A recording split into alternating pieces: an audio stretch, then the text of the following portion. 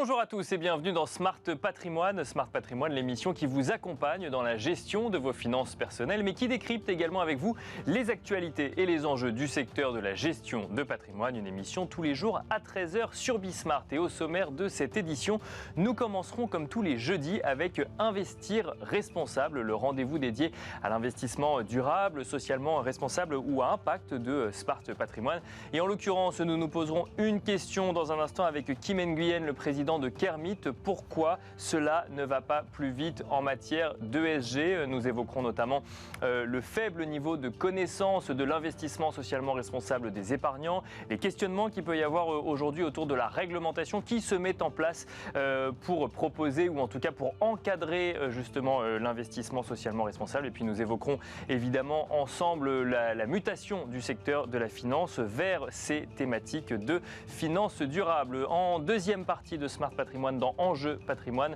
nous nous poserons une question sur les adaptations en matière de gestion de patrimoine dans le contexte économique actuel. Alors évidemment, on parle beaucoup de prendre en compte l'inflation dans la gestion de son patrimoine, mais faut-il également regarder le recul de l'euro face au dollar dans la prise en compte des différentes décisions que l'on peut faire lorsque l'on décide d'agir sur la gestion de son patrimoine? C'est une question que nous poserons à Fabien Moisy, banquier privé chez Natixis Wealth Management, mais aussi Aude Plus-Vallard, fondatrice de Aramis Finance. Bienvenue à vous tous qui nous rejoignez. Smart Patrimoine, c'est parti.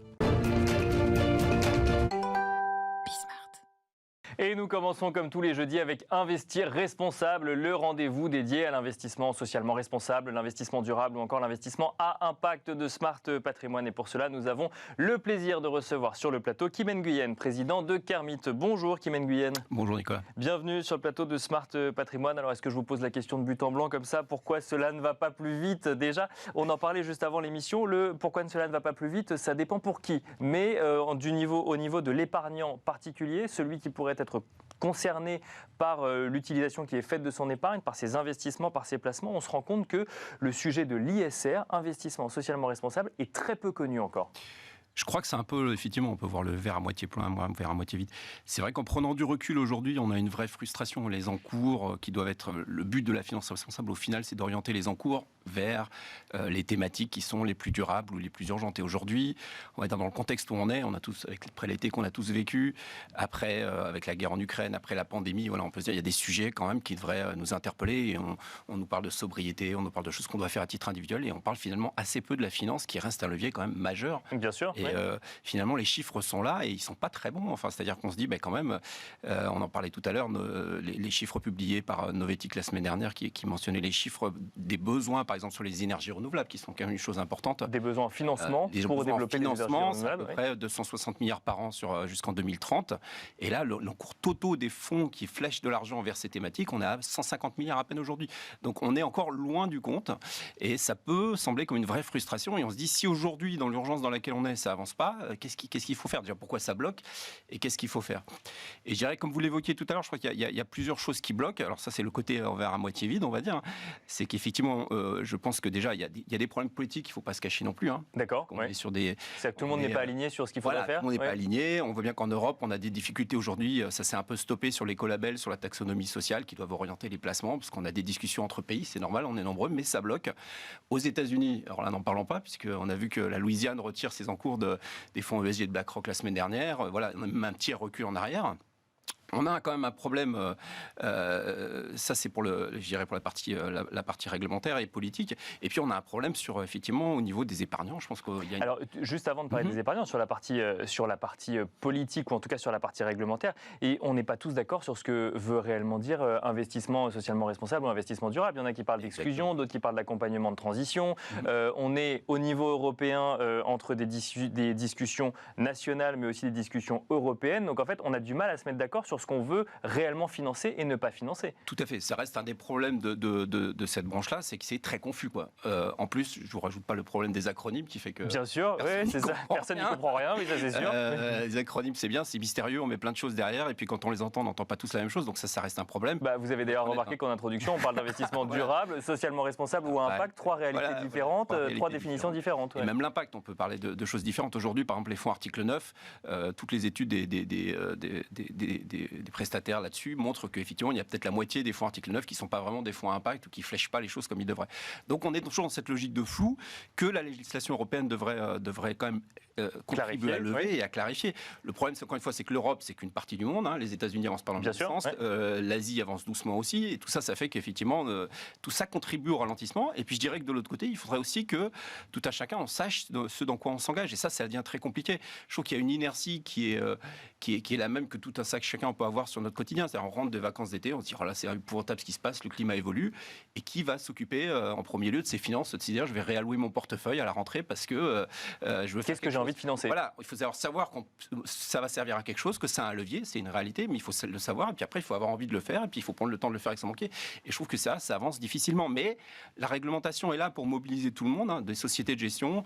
Elles vont demander des choses aux entreprises qui vont communiquer. Et de l'autre côté, et ça c'est le fameux MiFID, c'est-à-dire qu'à partir du 1er janvier 2023, tous les conseillers, les intermédiaires, les banquiers privés vont devoir demander à leurs clients ce qu'ils vont faire. Ça, juste avant, je reviens sur l'épargnant particulier. Donc il y a une étude qui a été faite pour le Forum pour l'investissement responsable qui constate que seuls 11% des gens à qui on a posé la question savent de quoi on parle quand on parle d'ISR et seuls 7% sont investis ou en tout cas ont une démarche d'investissement socialement responsable. Donc là, on se dit, ça légitime la question pourquoi cela ne va pas plus vite. On pourrait même poser la question différemment, pourquoi ça ne commence pas ? Alors, je pense qu'il faut relativiser ces chiffres que j'ai vus aussi, parce que je pense que les 7%, c'est des gens qui le font de façon en le sachant. D'accord. Parce que je pense qu'il y a beaucoup de gens qui sont de toute façon directement ou investis sur de la finance responsable, mais qui ne le savent pas. Parce que là, on est du point de vue épargnant, on n'est pas du point de vue société de gestion. Du point de vue épargnant, c'est des gens qui disent, oui, je fais cette démarche volontairement, mais il y en a plein, en fait, à travers leur assurance vie, ils ont des fonds labellisés, ils ont des choses, ils ne sont pas forcément ce qu'ils ont demandé, ils ne savent pas pourquoi, etc. Là, avec MiFID, on va aller dans cette démarche proactive, on va leur demander pourquoi.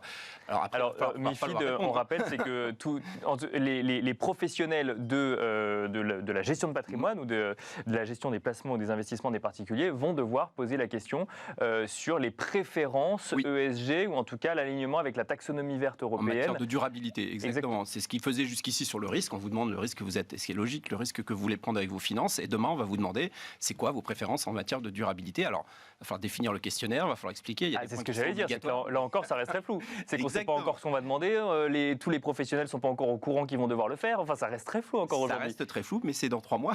Donc, il va falloir qu'on avance. Et ça avance.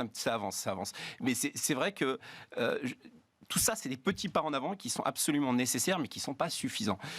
À l'inverse, et c'est la discussion qu'on avait avant l'émission, je crois qu'il faut aussi se rendre compte que si vous posez la question de pourquoi ça avance pas assez vite à une société de gestion ou à une banque, je pense qu'on en aurait une vision complètement différente des choses. D'accord, et ça, c'est le bière à moitié vide, c'est que ça fait... À moitié plein. À moitié plein, pardon. C'est que ça fait un bon moment maintenant qu'ils travaillent sur ce sujet et qu'ils sont même débordés par l'ampleur des travaux et de la réglementation. Donc eux, ça avance énormément et je crois qu'il faut aussi prendre le sujet avec un recul suffisant et se dire notre industrie, la finance au sens large, depuis 10 ans, elle a quand même évolué de façon fantastique.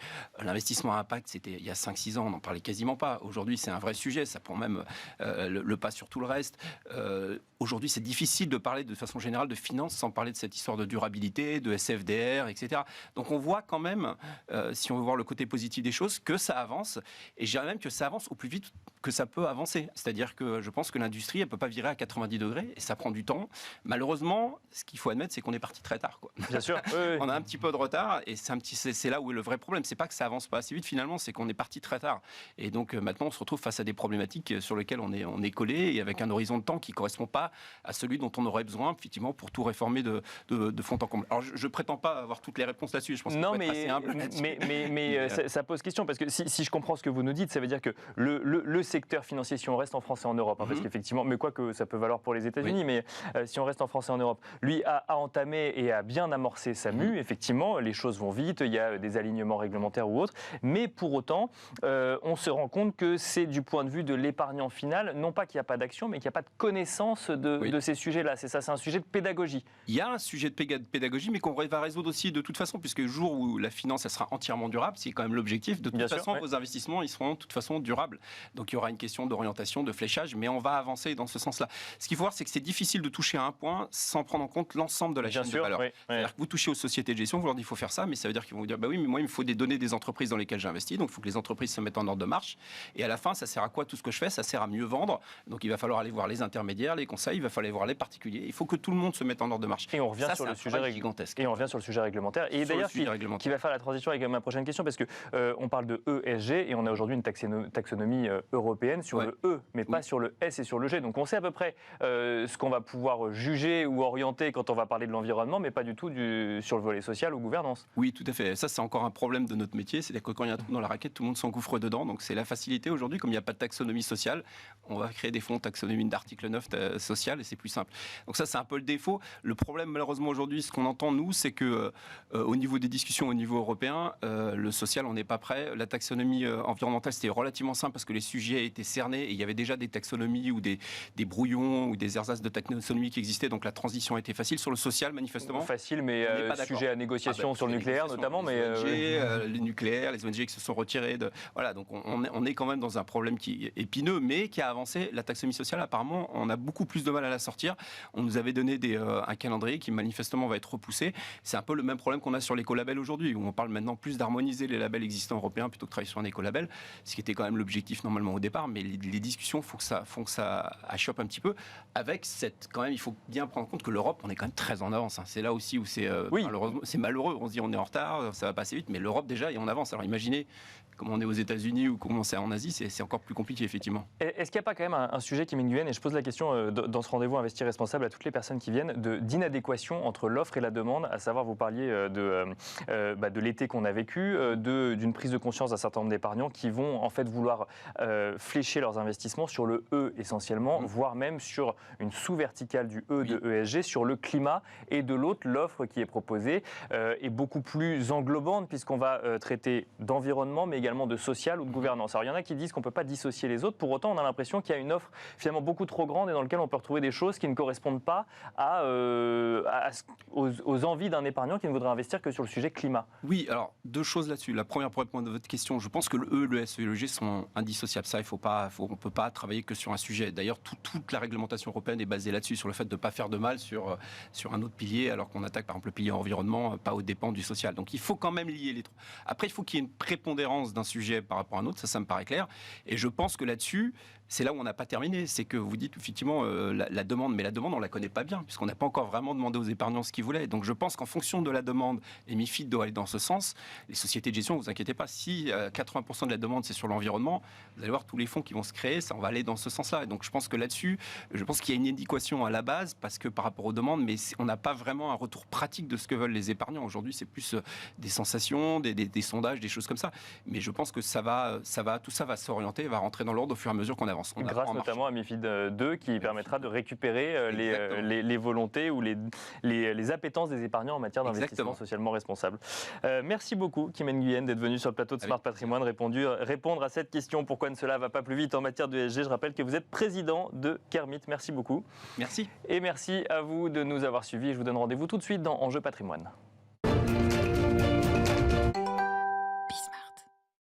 Et nous enchaînons à présent avec Enjeu Patrimoine, un enjeu patrimoine où nous allons nous poser une question. Faut-il prendre en compte la baisse de l'euro face au dollar dans la gestion de son patrimoine? Pour rappel, avec quelques éléments de contexte, l'euro qui recule de manière presque continue depuis plusieurs mois et qui, après avoir atteint la parité avec le dollar, est désormais moins fort que le dollar, une première depuis une petite dizaine d'années. On peut donc légitimement se poser la question de l'impact que cela peut avoir ou non sur la gestion de son patrimoine et notamment sur les différents placements que l'on veut réaliser ou que l'on a déjà réalisés. Pour en parler, nous avons le plaisir de recevoir sur le plateau de Smart Patrimoine Aude Pluvallard, fondatrice de Aramis Finance. Bonjour Aude Pluvallard. Bonjour. Bienvenue sur le plateau de Smart Patrimoine. Nous avons le plaisir également d'accueillir Fabien Moisy, banquier privé chez Natixis Wealth Management. Bonjour Fabien Moisy. Bonjour Nicolas. Bienvenue également sur le plateau de Smart Patrimoine. On va commencer avec vous, Aude Pluvallard. Je vais vous poser la question de but en blanc. Faut-il prendre en compte la baisse de l'euro dans la gestion de son patrimoine? On évoque beaucoup dans cette émission le fait qu'il faut prendre en compte l'inflation. Est-ce que la baisse de l'euro face au dollar est un sujet à prendre en compte dans des investissements qu'on peut avoir en bourse, des investissements immobiliers ou autres? Effectivement, mais il faut peut-être se repositionner sur des éléments contextuels. Pourquoi, à un moment donné, cet euro qui faiblit, on a tous en tête finalement ces difficultés d'approvisionnement de l'énergie, ce manque de réactivité, ce différé par rapport à la remontée des taux américains. Bien sûr. Et donc, on a un vrai phénomène réellement long sur cette baisse de l'euro. D'accord. Après, sur la prise en compte au quotidien dans la gestion de portefeuille, la gestion de patrimoine, on peut avoir finalement différentes approches en fonction des clients et des allocations qui ont été mises en place. Puisque vous pouvez avoir des clients finalement qui ont, si vous voulez, une gestion avec une volonté d'écarter complètement finalement ce change, donc cette évolution finalement des monnaies. D'accord. Et si vous êtes dans une gestion qui est paramétrée, qui est mise en place pour traiter de l'euro, finalement, en fait, cet effet dollar n'a pas beaucoup d'impact.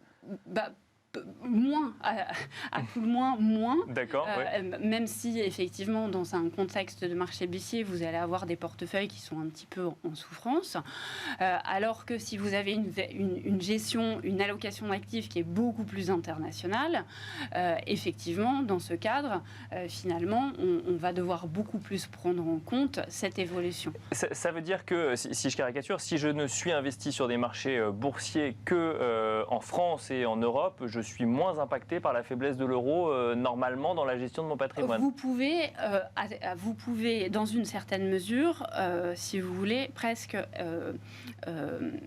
contourner la difficulté. Par contre... Donc il y a quand même une difficulté, c'est à prendre en compte. C'est à prendre en compte, bien sûr. Mais en fait, si vous implémentez un portefeuille qui n'est pas un portefeuille action, mais plutôt un portefeuille obligataire, là, si vous voulez, votre risque de change, votre fluctuation de la monnaie va avoir finalement encore beaucoup plus d'importance. D'accord. Donc vraiment, nécessité de faire attention, de bien adresser la problématique en fonction des orientations de gestion pour apporter les réponses adéquates. Fabien Moisy, il faut donc orienter la problématique en fonction des orientations de gestion, que ce soit action, obligation ou en fonction des zones géographiques dans lesquelles on est déjà investi ou on veut investir. Oui, tout à fait. Il y a une distinction à opérer effectivement entre les classes d'actifs. Bon, le premier conseil, c'est, comme on le disait tout à l'heure avec Aude, c'est d'éviter des paris spéculatifs de court terme. Le marché des changes est par nature extrêmement volatile et peut donner lieu à des retournements de tendance.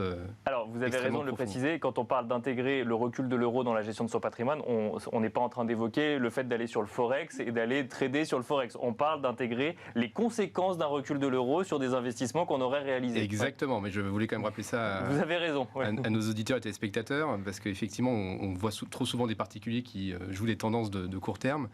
Mais dans la gestion effectivement d'un patrimoine diversifié, dès lors qu'on met de côté l'épargne de précaution et qu'on se projette effectivement sur un patrimoine qui est investi dans un horizon de moyen long terme, il est, selon nous, effectivement intéressant et censé effectivement d'avoir une diversification en devises et d'avoir effectivement une part structurelle d'actifs en dollars. D'accord. Donc il faut aller chercher des actifs en dollars parce que le dollar est plus fort, c'est ça, dans un objectif de diversification, c'est ça? L'intérêt d'avoir du dollar, il est triple. Le premier, c'est effectivement que ça permet de limiter l'impact de l'inflation qu'aujourd'hui nous importons, compte tenu de la faiblesse de l'euro. C'est un élément qui est important parce que la plupart des consommateurs européens raisonnent effectivement dans leur devise de référence qui est l'euro et jugent effectivement leur pouvoir d'achat réel à l'aune des augmentations qu'ils ont sur leur butin de paye. En réalité, il y a un effet un petit peu pervers aujourd'hui dans la faiblesse de l'euro, c'est qu'une grande partie du coût de la vie aujourd'hui des ménages européens et français est indexé sur le coût du dollar. Vous avez 50% des importations de la zone euro qui sont facturées en dollars, que ce soit les matières premières, le gaz, le pétrole. Donc quand le dollar est plus fort et qu'on achète en dollars, mécaniquement ça nous coûte plus cher quand on achète en euros. Enfin, quand c'est vendu en dollars et qu'on achète en euros, ça nous coûte plus cher quand on achète en euros, c'est ça? Exactement. Vous aviez par exemple l'équivalent de $100 de facture de gaz pour un ménage européen, coûtait 100 € il y a un peu plus d'un an. Aujourd'hui, c'est 86 euros, pardon, excusez-moi.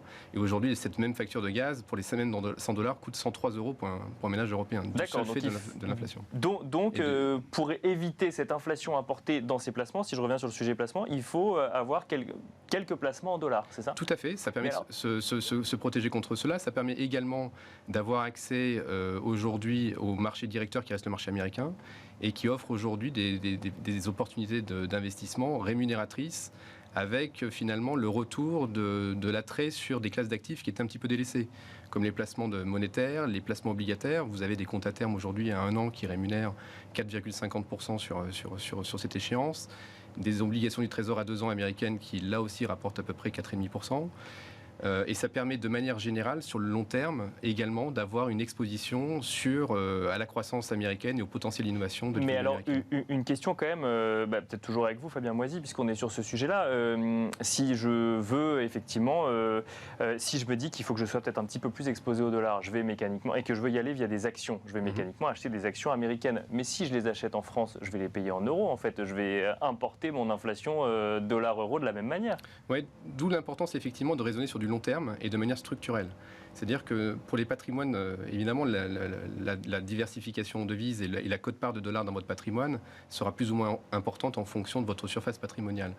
Mais de manière générale, ce que l'on essaie de donner comme conseil à nos clients, c'est finalement de s'affranchir des turpitudes et de la parité de l'euro-dollar à court terme. De ne pas l'intégrer à court terme, d'accord. Et a fortiori, je me permets d'interrompre, mais c'est simplement de se dire que, en fait, une allocation d'actifs, on la travaille jamais en réaction au contexte économique. D'accord. En fait, on est toujours dans la construction de nos allocations d'actifs, et dans cette construction, en fait, vous construisez dans le temps. Donc moi, je dirais presque qu'à un moment donné, là, on est presque un peu trop tard. Donc si, en fait, les allocations prenaient en compte justement cette diversification internationale, comme on l'évoquait au préalable, effectivement, c'est très bien. Mais aujourd'hui, je pense qu'on est dans un sujet où c'est difficile de réorienter à la dernière minute tout. Bien sûr. Alors, mais sans réorienter à la dernière minute, je regardais effectivement le cours de l'euro-dollar, et l'euro est quand même plus fort que le dollar depuis une petite dizaine d'années. Donc on peut se poser la question de savoir s'il y a un changement de paradigme qu'on n'aurait pas pris en compte aujourd'hui et qu'il faudrait intégrer dans la suite de ces placements. Alors, c'est vrai, mais en fait, ce changement, aujourd'hui, on a beaucoup d'incertitudes. Bien sûr, c'est vrai, oui. Assimiler ces changements de paradigme prendra du temps, et il faut vraiment en prendre compte, et donc mesurer justement notre risque pour ne pas partir dans des choix qui soient complètement hasardeux. Alors, Fabien Moisy, Aude Puyvalard nous a évoqué dans un instant cette idée d'avoir du dollar dans son portefeuille. Il y a aussi une autre question qu'on peut se poser quand on gère un patrimoine, je ne sais pas, quand on est chef d'entreprise par exemple, et qu'on est exposé via son entreprise au marché américain. On a un sujet de flux de transactions ou d'encaissement en dollars d'un côté pour ensuite aller placer son patrimoine en euros de l'autre côté. Est-ce que là aussi, il faut se poser des questions de manière un peu différente aujourd'hui ? Si vous voulez, en fait, quand on parle avec nos chefs d'entreprise, ce sont des vrais sujets, puisqu'en fait, ce sont des sujets de marge pour leurs entreprises, puisqu'en fait, chacun vous explique, finalement, nous, on achète en dollars, on revend en euros. Donc déjà, la problématique commence là. Donc en fait, on est sur des abaissements de marge presque de 20%. Parce qu'on achète plus cher et on vend moins cher. Et on vend moins cher. C'est le mécanisme que détaillait Fabien Moisy. Est-ce qu'on répercute, en fait, ce manque à gagner sur le prix de vente au client final ou non? Donc il y a déjà toute cette réflexion stratégique des entrepreneurs à ce niveau-là. Au niveau professionnel, donc, bien sûr. Professionnel, et en fait, on va avoir de façon différée dans le futur des arbitrages à prendre pour justement implémenter les solutions. Mais si je vous suis, c'est un peu trop tôt pour savoir comment réorienter. C'est ça, c'est ou trop tôt ou trop tard, quoi. Mais là, comme on est dans un moment de transition, c'est pas dans un moment de transition où il faut réagir à chaud. C'est ce que vous nous dites. Ce que je dis simplement, c'est qu'en fait, on se rend compte dans les discussions avec nos chefs d'entreprise, c'est qu'ils commencent à être confrontés cette difficulté et que eux sont déjà en train de bâtir leur stratégie pour déterminer s'ils vont répercuter ou non en fait cette baisse de l'euro. En fait, c'est le premier. Bien sûr, c'est la première étape. Presque en bout de chaîne en fait. Il y a un élément qui est très important, c'est de distinguer la situation des grands groupes. Donc là, on fait référence à la gestion du patrimoine en action, par exemple. Bien sûr, oui. Et de faire une dissociation entre les petites et moyennes entreprises qui sont moins rompues à l'exercice de la couverture du change, des grands groupes internationaux qui ont régulièrement des systèmes de couverture. Par exemple, aujourd'hui, Airbus est couvert contre le risque de change avec une parité à 1,22. Et on a vu en revanche... Donc ça veut dire que ça impacterait moins ses résultats, je parle au conditionnel, et que donc l'action en pâtirait moins, c'est ça, dans une gestion Non, c'est-à-dire que les bénéfices à en tirer, puisque Airbus, comme tout le secteur de l'aéronautique, le luxe ou l'automobile, sont des valeurs exportatrices européennes qui produisent effectivement avec des coûts. Donc c'est plutôt un avantage compétitif pour des entreprises qui exportent en euros alors. Oui, tout à fait, mais c'est ce que je veux dire, c'est qu'effectivement vous allez avoir peut-être un temps de latence pour voir effectivement l'impact dans les résultats d'entreprise, même si celui-ci a déjà été fort sur des groupes comme LVMH. LVMH a été effectivement 500 millions de résultats opérationnels supplémentaires liés aux effets de change. Mais vous avez certains grands groupes où effectivement les systèmes de couverture vont se traduire progressivement dans les marges et dans les résultats. L'élément sur lequel je pense qu'il faut faire très attention, il y a deux éléments. Le premier, c'est les sociétés exportatrices qui ont des gros débouchés vers les émergents. Pourquoi ? Parce que le resserrement monétaire de la Fed, aujourd'hui, qui reste quand même la banque centrale directrice, conduit à un resserrement des conditions de financement pour les agents économiques de ces pays et donc fait une pression sur les consommateurs des pays émergents. Donc il pourrait y avoir effectivement une baisse aussi de la demande dans ces zones-là, donc être vigilant dans le choix des sociétés exportatrices.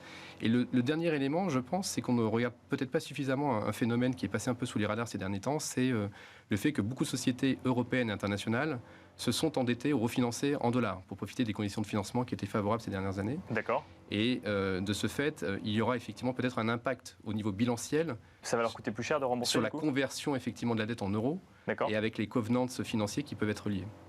Alors, il y a d'autres types d'investissements que les investissements actions qu'on peut mentionner dans cette émission, notamment l'immobilier ou le private equity. On a parlé de la situation des entreprises. Si on veut investir en private equity haute plus-valeur, donc directement dans des entreprises ou via des contrats en assurance vie qui investissent directement dans les entreprises, est-ce que cette baisse de l'euro face au dollar est un élément à prendre en compte ou pas du tout ? Je vais vous faire une réponse de juriste. Qu'est-ce que c'est ? La réponse de juriste, c'est simplement de dire que, en fait, on doit faire toujours une dichotomie entre son enveloppe juridique et les investissements. Donc, finalement, votre enveloppe juridique qu'est un contrat d'assurance vie ou des investissements dans une société, dans un fonds qui va prendre des cibles, des participations dans des entreprises françaises cibles, finalement, seront finalement des enveloppes juridiques, des instruments juridiques, et ces instruments juridiques, après, derrière, on va avoir le travail financier et justement ce travail d'allocation d'actifs. Donc, en fait, tout va dépendre. Je n'aurais pas du tout la même réponse typiquement sur un résident fiscal français qui va vivre en euros, dépenser en euros versus une personne que l'on peut accompagner qui est en mobilité aux États-Unis, qui va générer des flux ou développer une entreprise aux États-Unis et avoir de ce fait en fait pouvoir investir des dollars. Pouvoir investir des dollars. Donc il faut vraiment travailler sur la situation au cas par cas pour apporter la solution qui soit. Et alors le résident fiscal français, très rapidement, il a intérêt à investir dans des entreprises qui sont exposées au marché US, par exemple, ou dans le contexte actuel je vois que Fabien Moisy dit oui de la tête. Moi, je partage le point. Déjà, le marché du private equity aux États-Unis, finalement, a une importance et une profondeur qui est bien plus importante que le marché français ou voire européen. Donc, oui, parce que... Ça, c'est pas une réponse de juriste, c'est un grand oui, c'est ça. Donc, si vous voulez, oui, parce que les États-Unis ont un vrai savoir-faire par rapport à ça. On a un terreau d'entreprise qui est extrêmement important. Et donc, vraiment, recommandation à faire. Après, et on finira là-dessus. Attention. parce qu'on ne va pas faire du private equity pour n'importe qui, dans n'importe quelle condition. Bien sûr, ça dépend effectivement des profils d'investisseurs et il faut savoir effectivement que tout investissement a sa part de risque et connaître le couple rendement-risque. Merci beaucoup Aude Pluvalard, fondatrice de Aramis Finance, d'être venue sur le plateau de Smart Patrimoine. Merci Fabien Moisy, banquier privé chez Natixis Wealth Management. Merci à vous de nous avoir suivis et à demain à 13h sur Bismart.